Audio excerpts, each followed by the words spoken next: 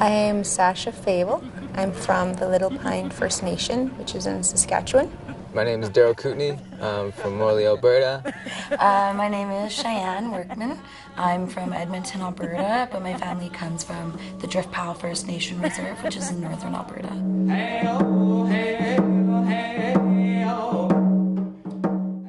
I was in Tanzania, Africa. And I've been to Peru. And I just got back from Esteli, Nicaragua. I've learned a lot, definitely, since day one to the last day. It definitely changed my life and perspective on a lot of different aspects, and I advise a lot of people to go, and I definitely do it again. The experience was eye-opening. I learned a lot of very different things about myself and about, about the world that I know in Canada, and also adjusting and adapting to a life in Tanzania that is completely different from what I know. It was a roller coaster of emotions. It was up, it was down, I did loops, and overall my experience was absolutely incredible. I wouldn't have changed it for the world.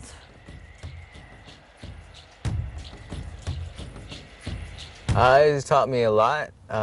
Since day one, like I said, the language was very hard off the bat. I picked up Spanish. I picked up learning how to work with children. I picked up some physical skills with the physical labor, the hard labor. I've also made a bunch of relationships with different organizations, and I've also developed new skills such as, being patient and working with a big group of people instead of working, individually.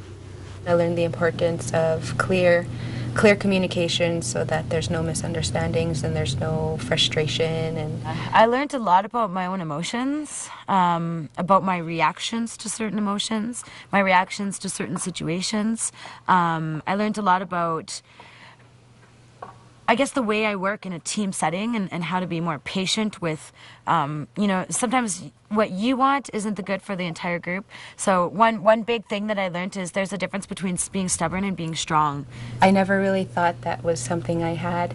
I didn't really believe what people said about me being having leadership capabilities. I guess it's just something I never really wanted to pursue. I didn't really think it was important, but now I see that it is important, and having no choice but to use those skills is now I know that is something I do have.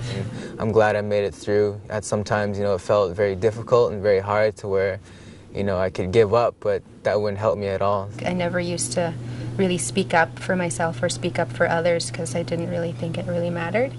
But now, having 4 months of practice with that with my teammates and being able to tell them when I was upset or being able to tell them when they were doing something that, really wasn't the best way to be, having that confidence and having that voice is something that I can apply in almost everything.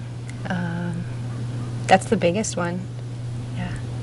My strength is it's improved so much, and not only just because of my work for myself, but because I had a great team to work with. We had our fights, we had our laughs, and that to me provided me with so much extra strength. And if it wasn't for my team, I don't think that my strength would have improved as much as it did.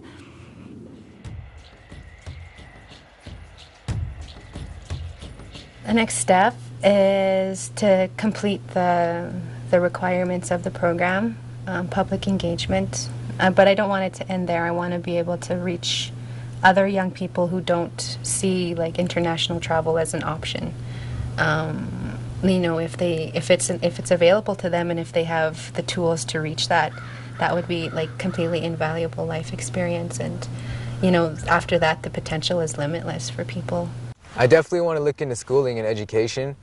That was a big thing down there. I noticed a lot of the international development and cross-cultural relations would be something that I want to look into and hopefully get into. I also have another idea where I would like to maybe take a class on teaching English and then continue building my Spanish skills.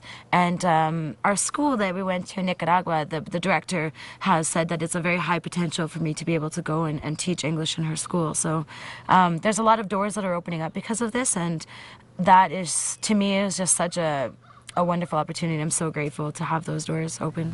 Going on to post-secondary education is something that I started but I haven't finished.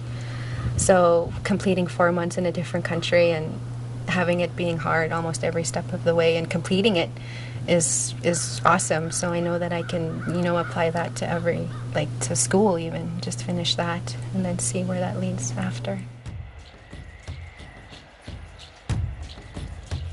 Despite, you know, the hard times that happen ahead, it's totally worth it. And you can look back and all the things that you didn't like about your, like during your time, if you were homesick or if you were angry or if you were having just bad experiences with people when you're back home, all that stuff just kind of you forget, and the only thing that really stands out is all the positive experiences and all the things you saw and heard and all the people you met. First of all, it's a great opportunity for all the Aboriginal youth out there. You know, it provides personal skills, it provides, you know, a greater perspective on, you know, education, on the way they do things, you know, life skills, you know, everything in life. It kind of helps them out on what they want to do. It gives them a greater, better path to go down. We're the youth, we're now, and Aboriginal people have a chance to stand up and say, hey, so what if all this stuff happened to us in the past? We're better because of it. We're stronger because of it. So go out, take the world by the hand and say, yeah, I'm going to do it. Because it's awesome and you feel so good at the end of it. And you get to see some cool places along the way. So why wouldn't you want to?